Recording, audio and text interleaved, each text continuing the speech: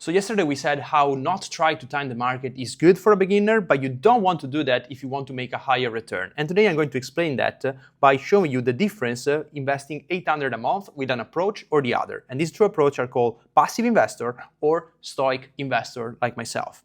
And so what is that we need to consider? First of all, the approach, then the return, and this is the target return that we expect, the difference in 20 years by investing 800 per month. So starting from the approach, we said that basically a passive investor is someone that invests monthly, maybe in the S&P 500, in the global ETF, and you never sell. You don't try to time the market because we have seen that if you just miss the 10 best days, your return goes much, much lower. While the stock investor is someone that still uses the passive approach for around 60% of the portfolio. So for this part, we are still not timing the market. But the remaining 40% is what we call asymmetric bets. These are investments that have a larger upside compared to the risk that we are taking. And we're talking about sector ETFs, individual stocks that we are not going to keep forever, but just for a limited time to make a higher return compared to the passive part of the portfolio. And we are doing this obviously to target a higher return, something like 15%, which is ambitious,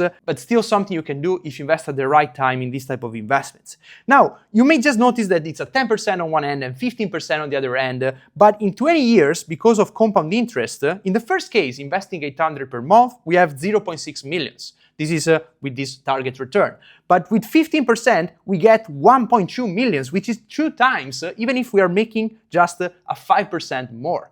And where is the catch? Well, the catch is around time and interest. Because as a passive investor, you have the huge advantage of having everything automated. You just need 5 minutes per month to check that everything is going well. And you don't need any interest in the stock market. While with the stoic approach, you are trying to time the market, you need to spend more time into it. Nothing crazy, still something around 1 hour per week to check your portfolio and find these opportunities. And so you want to go with a passive approach, it's absolutely work if you're okay to take some time to get to certain results. But if you want to make a higher return, you need to make the extra effort. And that's exactly what I do as a stoic investor because I want to get to bigger financial goals faster than someone that just invests every month in the S&P 500. And if you want to understand more this approach, come to my masterclass Invest Like a Stoic, and I'm going to talk more about this and everything I learned in the past decade.